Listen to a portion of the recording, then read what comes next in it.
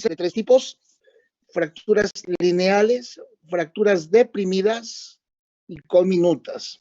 Las deprimidas no quiere decir que estén tristes, sino que está el hueso sumido, y eso tiene una implicación neurológica especial porque puede lesionar el tejido cerebral. Bien, las fracturas lineales ocupan el 80% de las fracturas en general de cráneo.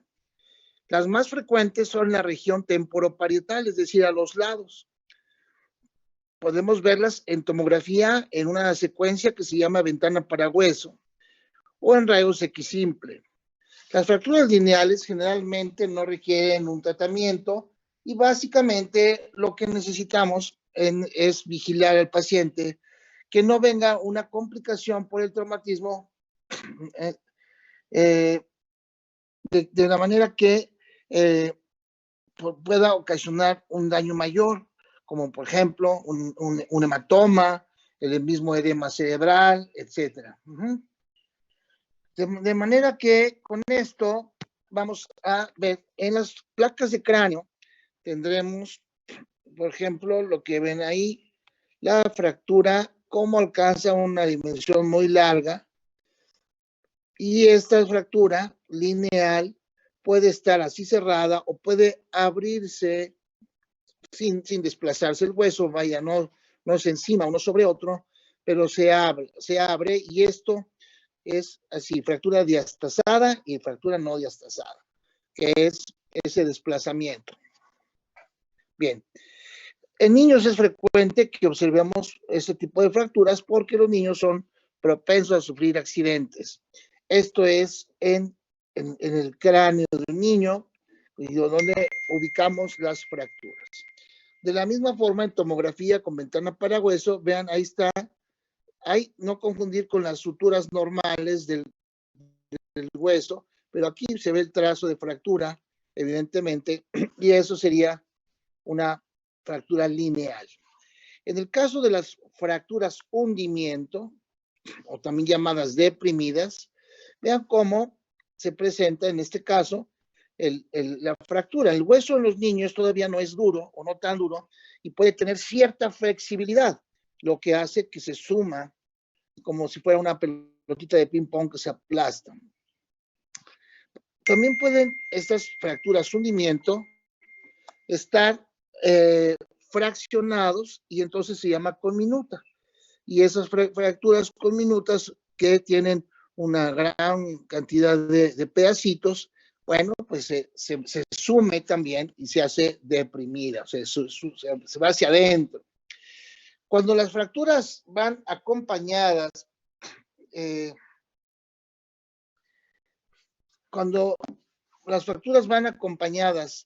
de una herida de la piel, entonces corren el riesgo mayor, por supuesto, de infección.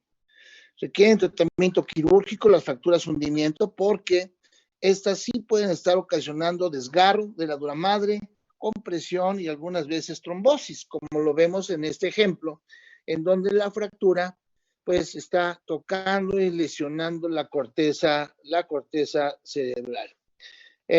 La fractura hundimiento podemos verla como en este caso así, acompañada de un hematoma extracraneal, o la fractura puede estar acompañada de contusiones hemorrágicas. El tratamiento quirúrgico de las fracturas hundimiento es hacer una craniectomía cortando precisamente todos los pedazos que están sumidos y quitarlos para suturar, si es que hay una lesión de la dura madre, y tratar de mantenerlo así ya sin la compresión. Las fracturas se dividen en fracturas de base de cráneo y fracturas de la bóveda, que son las que hemos visto hasta ahorita, de la bóveda. Pero ahora, ¿qué pasa con las fracturas de la base? Bueno, generalmente pueden ser lineales, deprimidas, y rara vez son conminutas. Son lesiones que favorecen la afección de pares craneales por su cercanía con el tallo cerebral. En ventana para hueso podemos ver ahí la fractura, que seguramente ahí están viendo la línea que ocupa una fractura de base de cráneo, que suelen ser más graves precisamente por su cercanía, como ya mencionamos, con el tallo cerebral. Bueno, hay datos indirectos de fractura. Cuando nosotros vemos, de acuerdo al traumatismo, la dirección del traumatismo es lo que puede favorecer la forma de la fractura y la línea que puede tomar esa fractura, hablando específicamente de base de cráneo. Tenemos dos fracturas que son clínicamente predecibles. Una es la fractura del peñasco, del temporal, que clínicamente lo vamos a ver porque el paciente tiene sangre que está saliendo por el conducto auditivo. Es decir, hay un hemotímpano. Perforación del tímpano por la sangre. Obviamente el paciente tiene hipoacusia. Está saliendo sangre, que puede ser otorrea líquido, otorragia, cuando hablamos de salida de sangre por el conducto auditivo. Entonces, otorrea es líquido, cefalorraquídeo, otorragia, si es que también puede salir por la ruptura o perforación del tímpano. Generalmente la cercanía puede producir del nervio facial, produce parálisis del nervio facial y el signo de Batle. El signo de Batle es la equimosis, un moretón, en palabras claras, un moretón atrás de la oreja. Así nos dice el paciente. Y nosotros le vamos a poner equimosis retroauricular. Ahí está el signo de Batle. Y bueno, aquí abajo se representa un poquito la otorrea del líquido cefalorraquídeo, aunque les recuerdo que también puede salir sangre por el oído. La fractura de hueso frontal, etmoides o esfenoides, es esta que ven aquí arriba, porque la del peñasco es de aquí abajo, la frontal es aquí en el techo de la órbita. Entonces el hueso frontal, al fracturarse, va a afectar el nervio olfatorio, por lo tanto voy a tener anosmia, equimosis periorbitaria, que también lo va a aparecer como ojos de osito panda o de mapache, son varios los términos que se le pueden dar a los pacientes que aparecen con el ojo amoratado, así como lo ven acá, equimosis periorbitaria. Oiga, doctor, pero yo no me pegué en el ojo, me pegué aquí arriba en la cabeza, en la frente, y se me está poniendo el ojo morado. Bueno, esa equimosis periorbitaria es precisamente el resultado de fractura del hueso frontal. Y podemos tener también rinorrea del líquido cefalorraquídeo. Y como una complicación tardía, hacer una fístula del líquido cefalorraquídeo. Y el paciente, después de varios meses de haber sufrido un traumatismo y una fractura de frontal, dice, doctor, como que me da catarro, pero nomás me sale agüita de repente. Cuando hago esfuerzo me sale agüita y deja de salir. Y sale agüita y deja de salir. Pero no tengo ni síntomas de gripa ni nada. Pero esa es la rinorrea del líquido cefalorraquídeo. Muy bien. Bueno, una vez saliendo de lo que son las fracturas, vamos a ver los síndromes más importantes.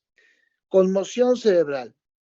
Es una parálisis de las funciones cerebrales a consecuencia de un golpe sobre el cráneo, o sea, de un traumatismo craneal, con tendencia a la recuperación espontánea y sin estar asociado a lesiones orgánicas macroscópicas. Es decir, no hay un daño en el tejido cerebral, solo es el golpe, ¡pum! El paciente pierde las funciones cerebrales, o sea, puede perder el conocimiento, se desconecta del ambiente, pero se recupera espontáneamente. Si le hacemos estudios de imagen, no vamos a encontrar ninguna lesión en el cerebro.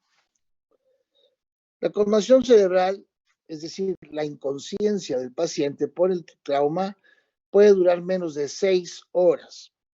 Obviamente, perdió la conciencia 6 horas o menos de 6 horas. Tiene amnesia retrógrada, no se acuerda cómo fue. Pues, no, es que yo me acuerdo que salí en el carro, pero después ya no me acuerdo de nada. Ya no se acuerda, pero el paciente a lo mejor chocó con un poste. Entonces no se acuerda cómo chocó. La tomografía y la resonancia magnética son normales, pero fue conmoción cerebral. Luego viene un término relativamente nuevo que se llama lesión axonal difusa. Y la imagen que ven ustedes aquí a la derecha son los tractos. se supone que los axones de las neuronas son los que van a ir formando los diferentes tractos. Pues bueno, generalmente puede haber una elongación de los tractos y hablamos de una lesión axonal difusa, no necesariamente en el sitio del golpe. El paciente cae en estado de coma por el traumatismo, o sea, quiere decir que es un traumatismo más fuerte. Dura más de 6 horas de evolución. La tomografía y la resonancia siguen siendo normales. Es decir, cuando la inconsciencia dura menos de 6 horas, hablamos de una contusión cerebral.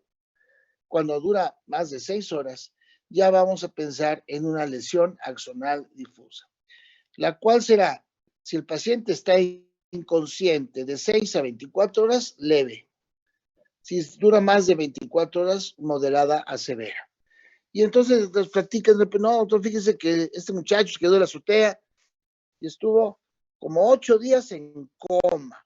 Bueno, generalmente dura más de 24 horas, aunque ya tenemos que también pensar que hay muchos pacientes que a propósito son sedados para disminuir las exigencias cerebrales y que el edema cerebral o alguna lesión hemorrágica disminuya más rápidamente. La contusión cerebral es un trastorno difuso del encéfalo que aparece a consecuencia de un traumatismo craneoencefálico. A diferencia de la conmoción, se caracteriza por una lesión macroscópica que ocasiona un foco de laceración y de hemorragias capilares, a los cuales se añadirá edema cerebral. Entonces vamos a ver, aquí no se ve muy clarito, bueno, más o menos, pero puede haber contusión, cuando ya tenemos nosotros un daño físico, laceración y hemorragias capilares, o sea, muy pequeñitas, además del edema cerebral. La contusión cerebral sucede frecuentemente en los lóbulos frontal y temporal. Puede haber lesiones por golpes y lesiones por contragolpe. Aumenta de tamaño durante 12 a 24 horas y pueden formar hematomas, porque hay una lesión.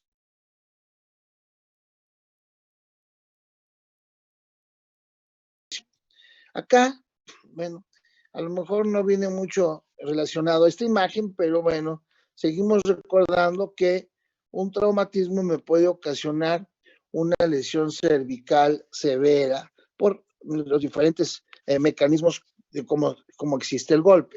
Acá hablamos de lo que sería un golpe contra golpe y que lo vemos acá en la lista de características de la contusión cerebral. Bien, puede formar hematomas, puede formar coágulos o hematomas, perdón, y puedo tener diferentes tipos de hematomas, como lo vamos a ver ahorita, o por ejemplo, hemorragias parenquimatosas postraumáticas. Este es, por ejemplo, la parte frontal, este paciente en un choque rompió el parabrisas con la cabeza, entonces tiene contusiones hemorrágicas bifrontales. Y otros que van teniendo contusiones de acuerdo al sitio, contusión hemorrágica, veamos, entonces ya hay una lesión secundaria y entonces sí hablamos de contusión. La laceración cerebral puede ser una lesión muy superficial, pero también puede ser profunda, como el caso de un proyectil de arma de fuego. Un disparo, la bala entra, pero fractura el cráneo y con la misma inercia desplaza los pedacitos del cráneo hacia adentro. Y por eso, vean, ahí aparte de la bala está el pedacito de cráneo que se va hacia adentro. Y que eso pasa frecuentemente en los pacientes que reciben un proyectil de arma de fuego, cuyo destino final está ahí adentro y que pues esos generalmente se quedan ahí, porque es más daño, vamos a ocasionar más daño, tratar de quitar el proyectil que dejarlo ahí. Y pueden formar hematomas. Para entrar al mundo de los hematomas, vamos a recordar nuestras meninges. Tenemos la dura madre, esta está arriba, la pia madre, que es una membranita, que en este caso está de rojo, aquí la pia madre, embarradita a la corteza cerebral, y la aracnoides, que es esta que aquí está en verde también, pero que tiene sus trabeculaciones en el espacio subaracnoideo, que ya hemos hablado de él anteriormente. Ahí está el espacio subaracnoideo. Y bueno, ¿por qué es importante conocer o recordar las meninges, duramadre, aracnoides, piamadre? Bueno, porque el hematoma epidural o extradural es arriba de la dura madre. Es decir, que yo tengo la dura madre aquí y ya, ahí está la dura madre. Y si lo tengo el hematoma entre la dura madre y el hueso, es un hematoma epidural o extradural. Ocupa del 2 al 6% de los traumatismos craneoencefálicos, 70% a nivel de los lóbulos temporales y superietales. Generalmente suceden por desgarro de una arteria que se llama meningia media y el 75% se pueden acompañar de fractura de cráneo, aunque no es necesario 100%. Y este hematoma epidural tiene, y eso es muy importante, vean, una forma biconvexa o lenticular, es decir, así, tiene dos convexidades. Esa es la forma como se presenta el hematoma epidural o extradural. El cuadro clínico de estos pacientes con el hematoma epidural o extradural es, después del traumatismo, inmediatamente pierde la conciencia por el golpe. Sin embargo, el paciente se recupera. Es decir, el golpe es muy intenso. Y vamos a decir, a lo mejor tuvo una conmoción, perdió la conciencia. Pero en ese momento se rompe la arteria, pero él todavía no tiene el hematoma y despierta, se recupera. Después va regresando, poco a poco el hematoma va creciendo, más o menos rápidamente, cae en coma con datos focales, es decir, puede tener ya una hemiplegia, puede tener una pupila dilatada, ipsilateral por una hernia uncal, y el paciente entonces decimos que tuvo un intervalo lúcido, hablar y morir. El paciente puede tener una compresión del tercer par craneal y anisocoria por midriasis ipsilateral. Eso de hablar y morir es porque el paciente sufrió un traumatismo severo. Un ejemplo es la persona que choca, venían en un camión de pasajeros, chocan, él tiene una conmoción, pierde el conocimiento unos minutos, reacciona y bueno, ya se siente bien, empieza a ayudar incluso a sacar del camión a otros pasajeros que habían tenido fracturas de piernas, de brazos, etcétera. Ayuda a sacarlos, todavía los pone en la ambulancia, él se siente bien. Después de un rato empieza a tener mareo, un poco de cefalea y empieza a perder la conciencia y fallece por una compresión, por una hernia uncal. Ese es el comportamiento del hematoma epidural o extradural, que como que ya les había dicho, tiene la forma biconvexa. Ese hematoma, esa forma biconvexa, igual que lo vemos aquí arriba, vean la forma biconvexa, esa es la característica del hematoma extra o epidural, que generalmente crece muy rápido y me provoca una hernia uncal que termina con la vida del paciente. Entonces está nuestro hematoma con esa forma biconvexa que ya hemos estado comentando arriba de la dura madre, epidural o extradural.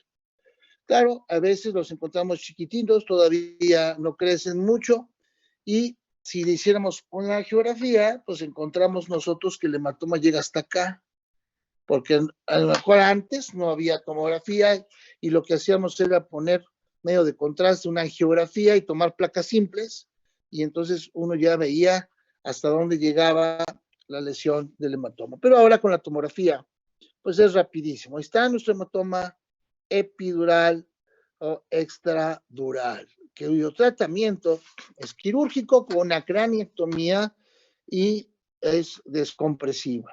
Es impresionante porque el paciente llega prácticamente en coma, ¿sí? Ya está con muchos, inclusive puede llegar hasta con datos ya de descerebración por la compresión del hematoma. Entra la cirugía, se drena el hematoma y el paciente sale despierto platicando como si no hubiera pasado nada. Pero el chiste es que es un tratamiento de urgencia. No podemos tardarnos mucho tiempo porque el hematoma está creciendo y está ejerciendo un efecto de masa severo sobre el tallo cerebral principal. Por eso vamos a hablar de higromas. Un higroma, pues había sido un hematoma, pero se va licuando y vean que en este ejemplo que vemos son higromas, pero este hematoma o este higroma ahora ya no va a ser epidural o extradural, sino vamos a pasar a los hematomas subdurales. ¿Ven? Entonces, de la dura madre, del 30% de los traumatismos graves producidos por lesiones de aceleración, desaceleración, se desgarran algunas de las venas cerebrales y se localizan generalmente en la convexidad lateral del cerebro. En tomografía se revela una imagen en semiluna, o sea, es algo así, una semiluna o a lo largo de la convexidad hemisférica, como los que vimos acá, a lo largo. Eso es como una semiluna, ya no tiene tanto las dos, ya no es biconvexo, sino imágenes que son como en semiluna. Bien, entonces aquí está más clarito, vean la presencia de un hematoma subdural, con también gran desplazamiento de la línea media hacia el lado contrario por el efecto de masa, y evidentemente también el tratamiento es quirúrgico. Este es diferente, el otro nada más se quita el hueso y arriba de la dura madre se aspira el hematoma. En este caso hay que abrir la dura madre para lavar y aspirar el hematoma porque está subdural, o sea, abajo de la dura madre. Bien, esos son los hematomas. Entonces, vean, ahí está un hematoma chiquitito, pero la imagen en semiluna de hematomas que apenas empiezan a crecer, y este es un punto importante. Este de hematoma subdural, podemos usar el término de hematoma subdural crónico, porque tardan más tiempo en formarse. Generalmente circulación venosa la que se altera. Entonces, puede tardar más tiempo, sobre todo en personas añosas. Si yo tengo un viejito que ya tiene mucha atrofia, ¿sí? Y se achica el cerebro, el espacio para que se llene todo esto, que sería el espacio subdural, va a tardar mucho tiempo en llenarse. Entonces, hablamos de que pueden pasar hasta 4 meses del traumatismo para desarrollar un hematoma subdural crónico. Este sí puede ser crónico. Entonces, ahí vemos, porque, por ejemplo, lo del espacio, el espacio subdural, pues es mucho mayor. Entonces, ya tarda mucho en llenarse y en hacer efecto de masa. Entonces, ustedes ven un paciente de 78 años que viene con lateropulsión, de 8 días de evolución, un poco de cefalea, confusión, ha tenido movimientos tónico-clónicos como convulsivos de la mano de un lado, y lo ven lento, no quiere comer, ya vomitó 2 veces, y le dicen, oye, ¿desde cuándo? No, pues lleva 2 semanas, que empezó poco a poco a estar mal. ¿Y qué más? Pues nada, todo estaba bien. Eso sí, hace como 3 meses y medio se cayó de la escalera. Y entonces ahí es donde está el punto. El traumatismo craneoencefálico en viejitos puede formar un hematoma subdural crónico hasta en 4 meses. Y eso hace que el diagnóstico a veces sea difícil.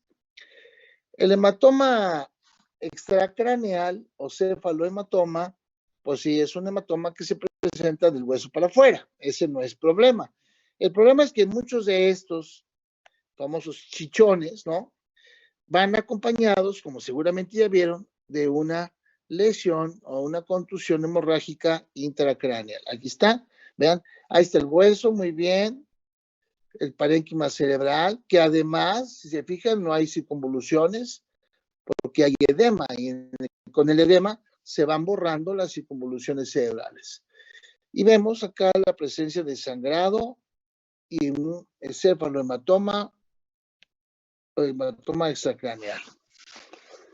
Bueno, como les decía, con el tiempo, como va pasando mucho tiempo, y pueden pasar hasta 4 meses, los hematomas focales se van licuando. Entonces, vean, este ya se ve, ya no está blanco como la sangre típica, sino ya se ve gris, y este de aquí ya es muy negrito porque prácticamente ya es pura agua. Pero eso ya es cuando utilizamos el término de higromas, ¿sí? Ven, ahí está, cómo se va haciendo menos denso. Vamos a hablar ya de densidades en tomografía, ahora que platiquemos de métodos diagnósticos. Bueno, los hematomas, entonces, pues por lógica, me van a dar las hernias que ya platicamos y que pues fueron la causa de muerte de los pacientes. Hay una hemorragia subaracnoidea postraumática. Hay extravasación al espacio subaracnoideo, puede ser focal o difusa, y por supuesto, la irritación meningia. ¿Se acuerdan que vimos signos meningios en exploración por 2 aspectos principalmente? Primero, las neuroinfecciones. Segundo, la hemorragia subaracnoidea. La sangre que se pone en contacto con el espacio subaracnoideo me ocasiona signos meningios por irritación de las meninges. Entonces, la imagen típica, vean, tomografía simple. En una tomografía simple, todo lo que yo veo blanco o es hueso o es sangre. Entonces, recuerden que el cerebro tiene, bueno, viene el lóbulo frontal, luego viene el valle silviano y luego viene el lóbulo temporal y ya se sigue hacia atrás. Ahí viene el lóbulo frontal, después viene lo que sería el valle silviano, el lóbulo temporal y el occipital. Pues el valle silviano es el espacio entre el lóbulo frontal y temporal, y entonces ahí en el valle silviano hay líquido cefalorraquídeo. Bueno, pero es espacio subaracnoideo. Entonces, ¿qué pasa con esta hemorragia que vemos acá? Pues acá esta sangre que vemos está en el espacio subaracnoideo, y entonces no está en el tejido cerebral, porque nos podemos confundir con una hemorragia parenquimatosa, pero no, está en el valle silviano. También puede tener sangre en la cisura interhemisférica y muchas veces que entra a las circunvoluciones. Este ejemplo, vean, ahí está el espacio subaracnoideo, aquí tenemos los ventrículos. Esta hemorragia que van a ver acá no es traumática, pero sirve para hacer la diferenciación. Vean la sangre hiperdensa, es una hemorragia por hipertensión arterial, pero la hemorragia se mete a los ventrículos, pero hay efecto de masa. Y que esto lo pongo para que vean, se borran las circunvoluciones que veíamos porque hay aumento de la presión intracraneal. Bueno, los hematomas, a veces cuando sangran y se van a los ventrículos, en el caso de la hemorragia subaracnoidea, requieren un tratamiento que es la ventriculostomía. Es decir, aquí sí se puede decir sacar afuera, porque lo puedo sacar el líquido de los ventrículos y meterlo al cuerpo, en el caso de las válvulas de derivación. Pero acá lo saco del cuerpo a una bolsa estéril para que vaya saliendo y drenando el líquido cefalorraquídeo con sangre y se siga produciendo líquido sin sangre. Ese procedimiento de ventriculostomía lo hacemos en el caso de la hemorragia subaracnoidea abierta al sistema ventricular o en la hemorragia parenquimatosa también abierta al sistema ventricular. Bueno, ¿cómo hacemos el diagnóstico? Bueno, pues obviamente sabemos la historia clínica, es importante la información de los testigos oculares, las circunstancias del accidente donde fue el traumatismo y el estado clínico del paciente antes y después del traumatismo. La exploración física incluye cualquier dato de fractura o en el caso de los politraumatizados, pues no solamente tengo la cabeza, en el caso de politraumatizados tengo que checar todo, tórax, abdomen, extremidades, etc. Estudios de imagen, bueno, las placas de cráneo siempre prácticamente ya no las usamos. Sí hay que hacer placas cervicales para ver si no hay una lesión cervical, y la tomografía es de es primordial hacerla.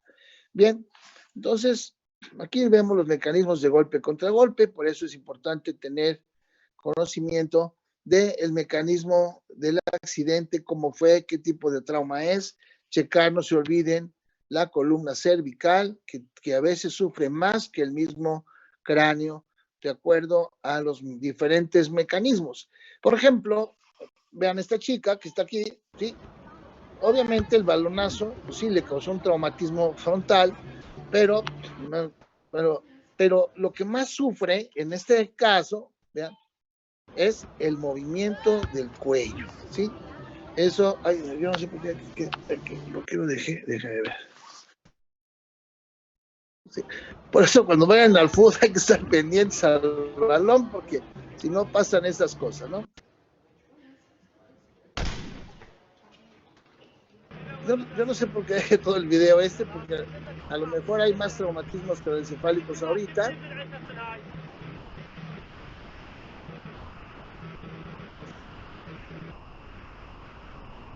Entonces, por venir viendo la cámara,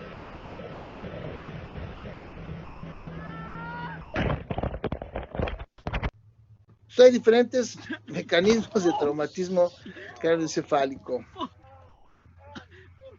Bueno, hay unas...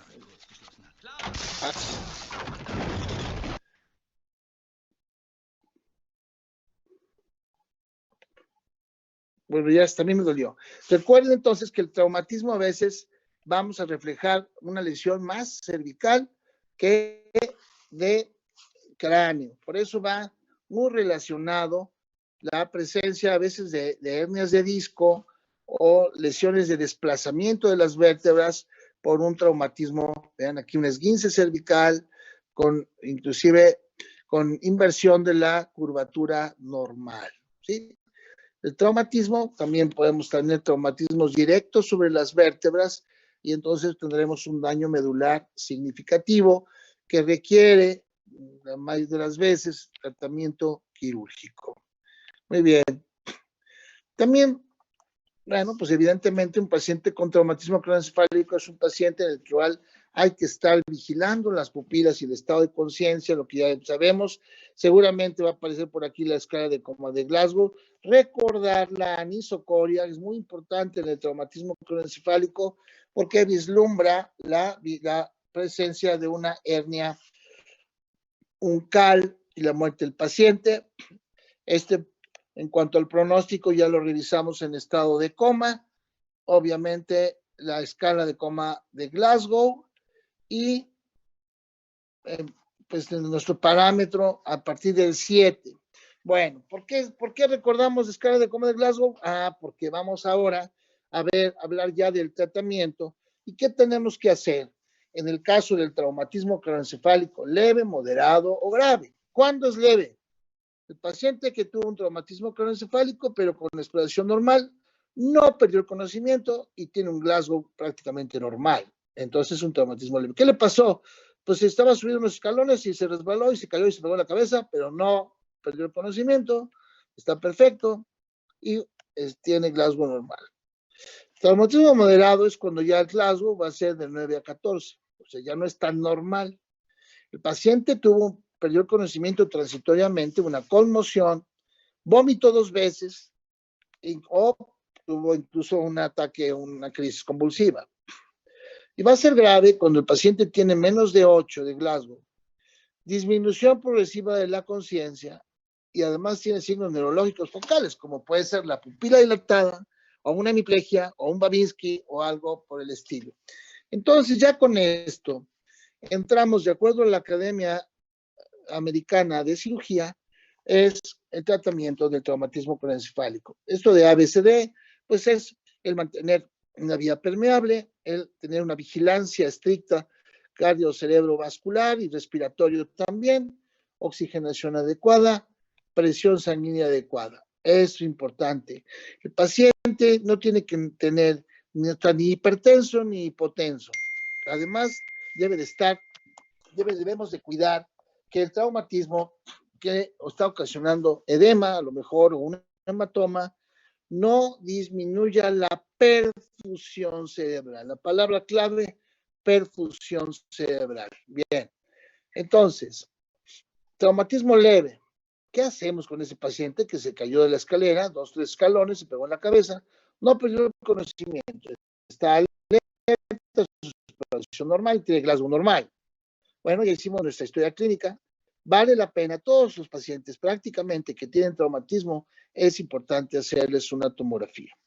Bueno, y entonces, ¿este paciente se puede ir a su casa o lo interno? Bueno, pues vamos a ver cuáles serían las condiciones en las que yo necesito que el paciente se quede a vigilancia. Y bueno, puede ser un hospital grande, pero ¿qué tal si están ustedes en el servicio social en un pueblito que se llama San Francisquito Chiquitilín, en donde la clínica es pequeña, pero pues sí tienen la posibilidad de vigilar al paciente? Bueno, no tienen tomografía, traumatismo craneoencefálico leve, sin tomografía.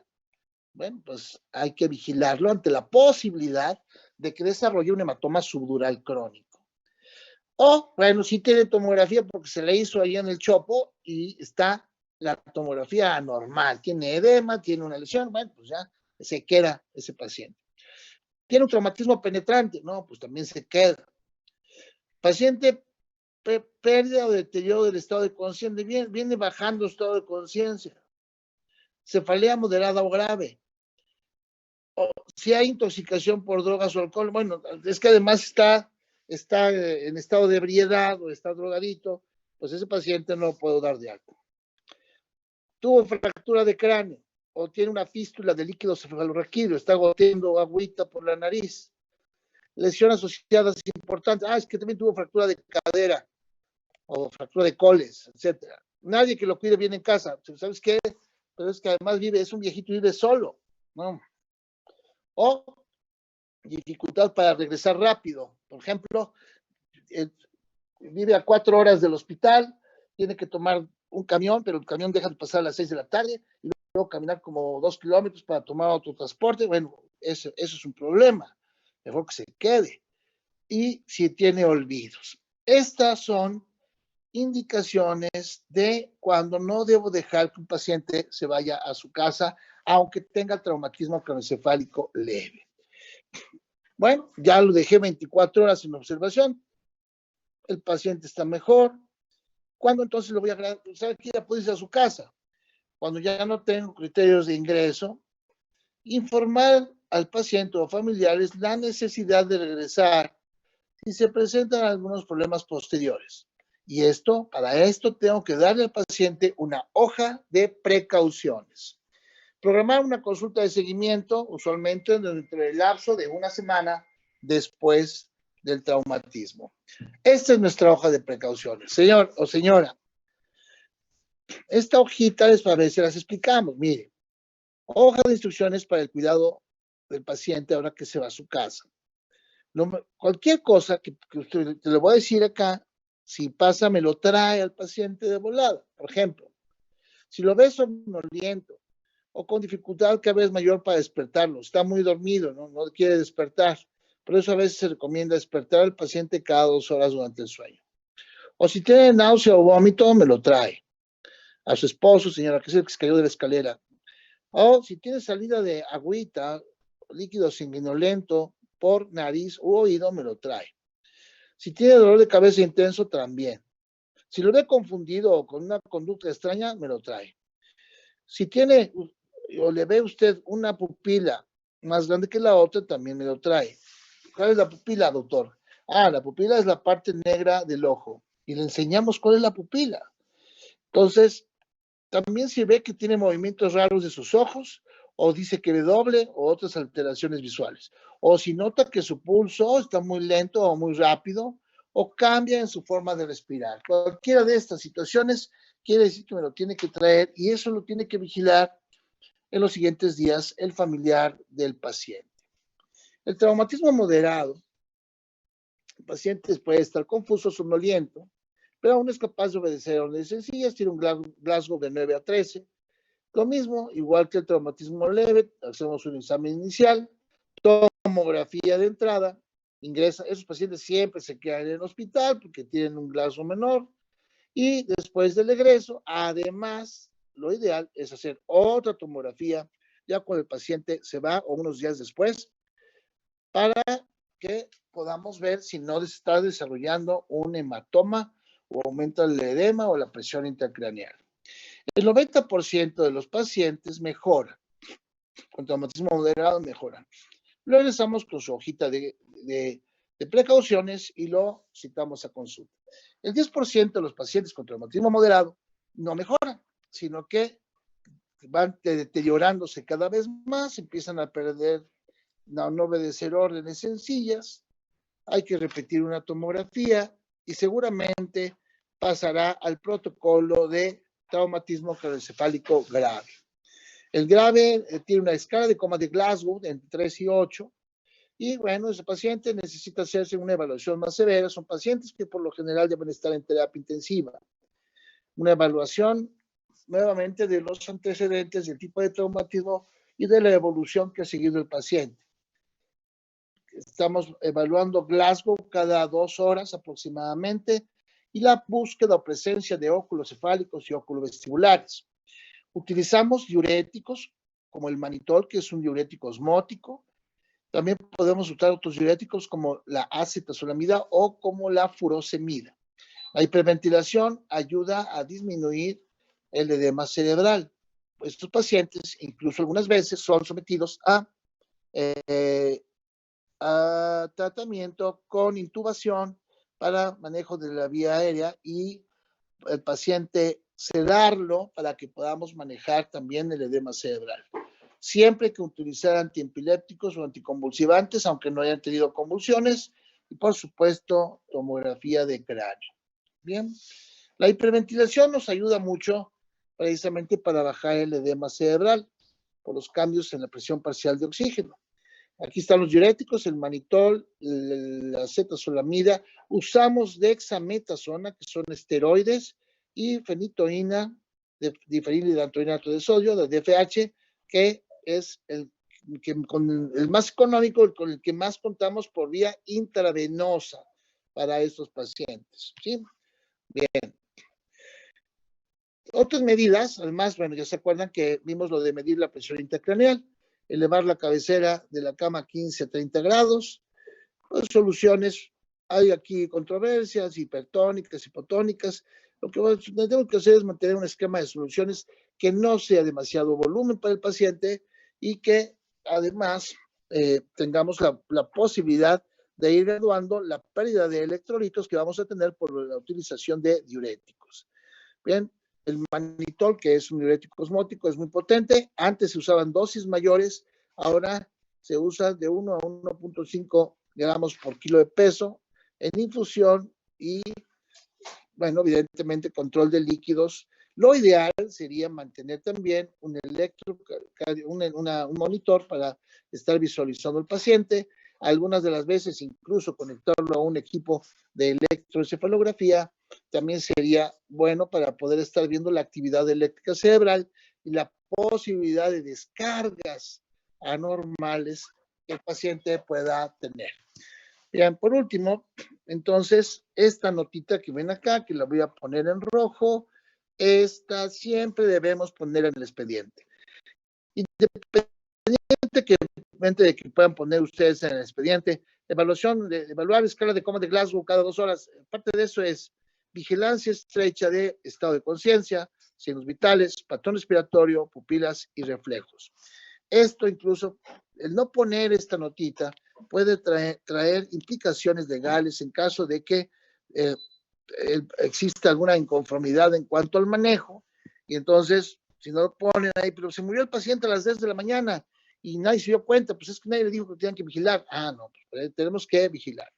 Las complicaciones tempranas por el traumatismo, cefalea, pérdida del estado de alerta, parecias, o sea, disminución de la fuerza de algo, lesiones de pares craneales, cambios de personalidad, crisis convulsivas. Eso inmediatamente después del traumatismo.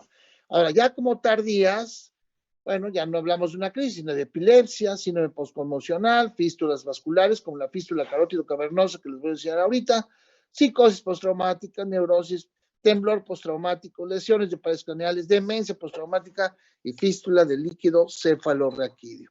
Y la fístula carótido cavernosa, que sucede precisamente en el seno cavernoso por un traumatismo y fractura de base de cráneo, en donde hay una comunicación anómala entre lo que es la carótida en el seno cavernoso, aumentando la presión severamente de la circulación ocular, y esto lo vamos a identificar cuando ponemos un estetoscopio acá en el ojo. Vamos a oír el soplo por la fuerza con la que va a estar llegando aquí esa sangre por la fístula de la circulación arterial al seno venoso, que es el seno cavernoso. El tratamiento de esto ahora se hace con terapia endovascular para tapar con un baloncito, tapar la fístula. Muy bien. Bueno, ¿alguna pregunta, chavos? Aquí termina el tema de traumatismo craneoencefálico.